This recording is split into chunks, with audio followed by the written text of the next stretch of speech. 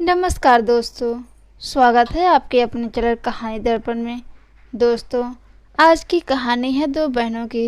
दोस्तों, आपसे एक विनती है, अगर आपने मेरा चैनल सब्सक्राइब नहीं किया है तो प्लीज़ आप सब्सक्राइब कर लीजिए। आइए सुनते हैं इस कहानी को, दो बहनों की, जो मुंशी प्रेमचंद जी ने लिखा है। दोनों बहनें 2 साल के बाद एक तीसरे नातेदार के घर मिली और खूब रो धोकर खुश हुई।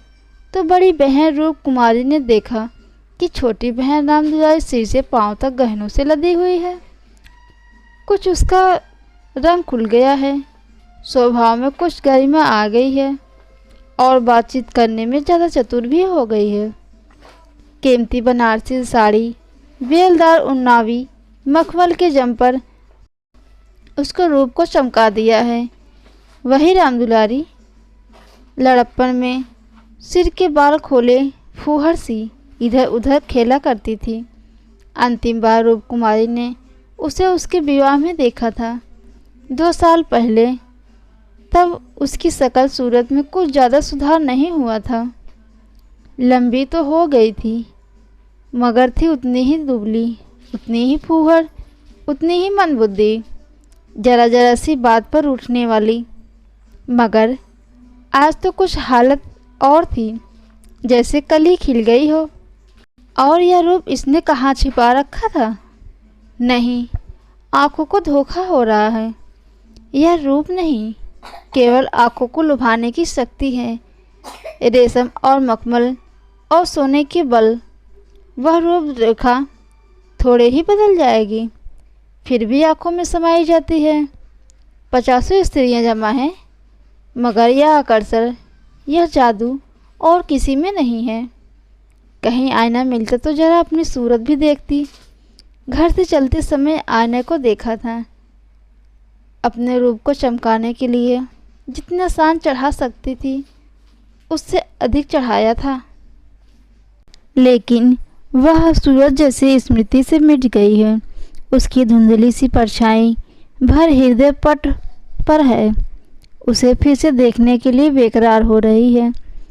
वह अब तुलनात्मक दृष्टि देखेगी। रामदुलारी में आकर्षण कहाँ से आया, इस रहस्य का पता लगाएगी। यूं ही उसके पास मेकअप की सामग्री के साथ छोटा सा आईना भी है, लेकिन भीड़ भाड़ में वह आईना देखने या बनाव श्रृंगार की आदी नहीं है। ये औरतें दिल में न जाने क्या समझे, मगर यहाँ कोई आईना तो होगा ही। ड्राइंग रूम में जाकर ज़रूर देखती हूँ। वह उठकर ड्राइंग रूम में गई और गद्दे आदम शीशे में अपनी सूरत देखी। वहाँ इस वक्त कोई नहीं था। मर्द बाहर सहन में थे, औरतें गाने बजाने में लगी हुई थी। उसने आलोचना दृष्टि से एक एक अंग को व अंगों में एक विन्यास को देखा।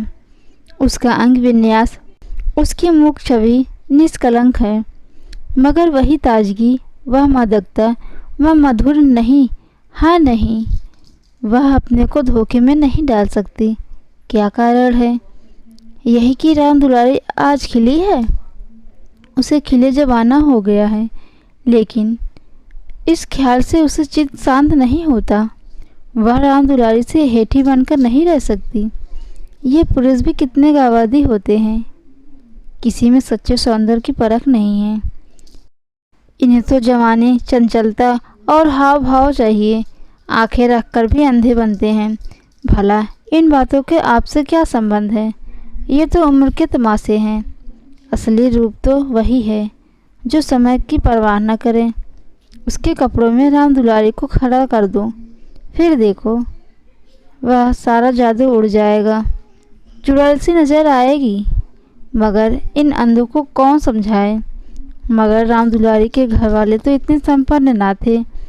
विवाह में जो जोड़े आए थे, गहने आए थे, वह तो बहुत ही निराशजनक थे। खुशहाली का दूसरा कोई सामान भी नहीं था। इसके ससुराल का एक रियासत मुख्तियार थे और दूल्हा काले में पड़ता था। इन 2 साल में कहाँ से यह हुस्न बरस गया, कौन जाने।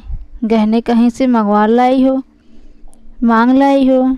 कपड़े भी मांग सकते हैं, कुछ औरतों की अपनी हैसियत बढ़ाकर दिखलाने की लत होती है। वह तो स्वांग राम दुलारी को मुबारक रहे। मैं जैसे हूँ वैसे ही अच्छी हूँ। प्रदर्शन का यह रोग कितना बढ़ता जाता है। घर में रोटियों का ठिकाना नहीं।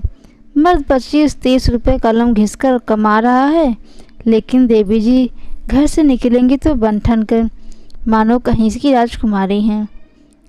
विसारतियों के और दर्जियों के तजाके सहेगी, बजाज के हाथ जोड़ेगी, शौहर की घुड़कियाँ खाएगी, रोएगी, रूठेगी, मगर प्रदर्शन के उन्माद को रोकती है। घर वाले भी सोचते होंगे कितनी छिछोरी तबीयत है इसकी, मगर यहाँ तो देवी जी ने वे की कमर बांध ली है। कोई कितना ही हंसे, वे की बला दूर करे, उन्हें तो बस यही धुन सवार है कि जिधर से निकल जाए उधर लोग हृदय पर हाथ रख कर रह जाए। राम दुलारी ने जरूर ही किसी के गहने और जेवर मांग कर लिए हैं। बेशरम जो है, उसके चेहरे पर आज सम्मान की लाली दौड़ रही है। न सहे उसके पास जेवर और कपड़े। उसे किसी के सामने लज्जित तो नहीं होना पड़ता, किसी से मुंह तो चुराना नहीं पड़ता। 1-1 लाख के तो उसके 2 लड़के हैं। भगवान उसे चुराऊं, वह इसी में खुश है।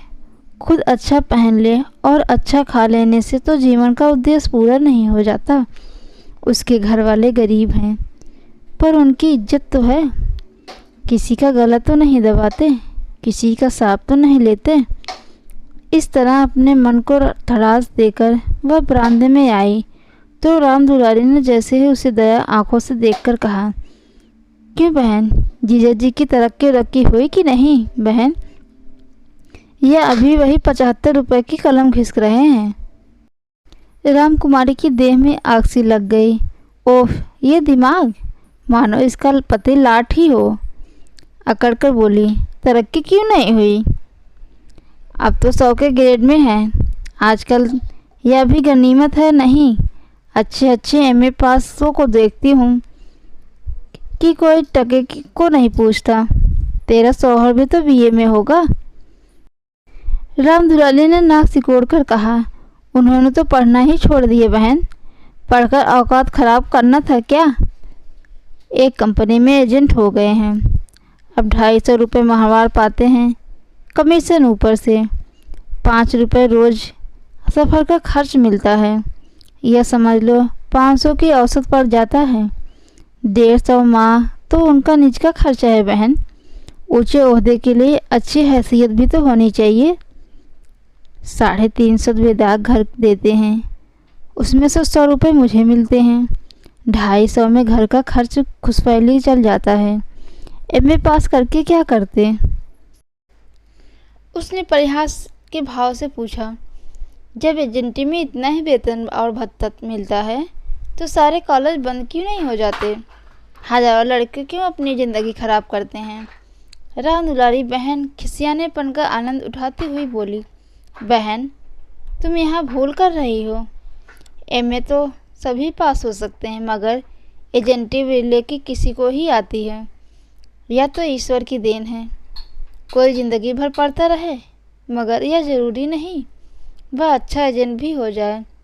रुपए पैदा करना दूसरी बात है, आलिम फाजिल हो जाना दूसरी बात है। अपने माल की श्रेष्ठता का विश्वास पैदा करा देना या दिन में जमा देना कि उससे रास्ता और टिकाऊ माल बाजार में मिल नहीं सकता, आसान काम नहीं है। एक से एक घाघों में उनका सबका पड़ता है। बड़े बड़े राजाओं और रईसों का मत फेरना पड़ता है, तब जाके कहीं माल बिकता है। मामूली आदमी तो राजाओं और नवाबों के सामने नहीं जा सके। पहुँच ही ना हो, और किसी तरह पहुँच भी जाए तो जबान ना खुले। पहले पहल तो इन्हें भी झिझक हुई थी, मगर अगले साल तरक्की होने वाली है। रूपकुमारी की धमनियों में रक्त की गति जैसे बंद हो जा रही थी। निर्दयी आकाश गिर क्यों नहीं पड़ता? पसाड़ हृदय धरती फट क्यों नहीं जाती? कहाँ का न्याय है? कि रूप कुमारी जो रूपवती है, बदतमीज है, तमीज़दार है, सुघड़ है, पति पर जान देती है, बच्चों का प्राणों से ज़्यादा चाहती है, थोड़े में ही गृहस्थी इतने अच्छे ढंग से चलाती है, उसकी तो यह दुर्गति। और यह घमंडिन, बदतमीज, विलासिनी, चंचल, मुखफट छोकरी जो अभी तक सिर खोले घूमा करती थी, रानी बन जाए, मगर उसे अब कुछ भी आशा बाकी थी। शायद आगे चल के उसके चित्त की शांति का कोई मार्ग निकल जाए। उसी परिहास में स्वर में बोली, तब तो शायद 1000 मिलने लगेंगे। 1000 में तो नहीं, पर 500-600 में संदेह नहीं। कोई आंखों का अंधा मालिक फंस गया होगा। व्यापारी आंखों का अंधा नहीं होते दीदी, उनकी आंखें तो हमारी तुम्हारी आंखों से तेज होती है। जब तुम उन्हें 6000 कमा कर दो, तब कहीं वह 600 मिले जो सारी दुनिया में चलाए, उसे कौन बेवकूफ़ बनाएगा। परिहास से काम न चलते दीदी। देखकर रूप कुमारी ने आसमान का अस्त्र निकाला। मैं तो इसे कोई बहुत अच्छा पेशा नहीं समझती। सारे दिन झूठ का तुम्हार बांधो, यह तो ठग विद्या है। राम दुलारी ने जोर से हंसी।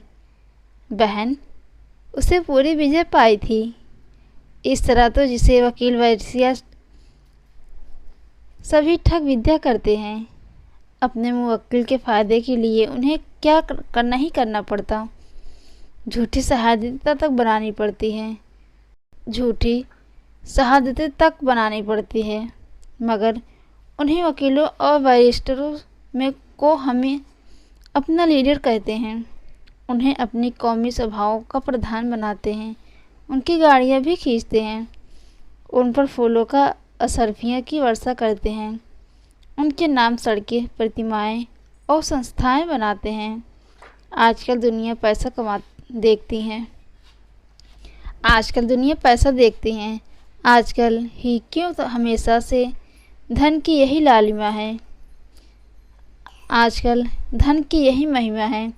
पैसे कमाए आए कोई नहीं देखता। जो पैसा वाला है उसकी पूजा करते हैं। जो अभागे हैं, अयोग्य हैं या भीरू हैं, वे आत्मा और सदाचार की दुहाई देकर अपने आंसू पोंछते हैं।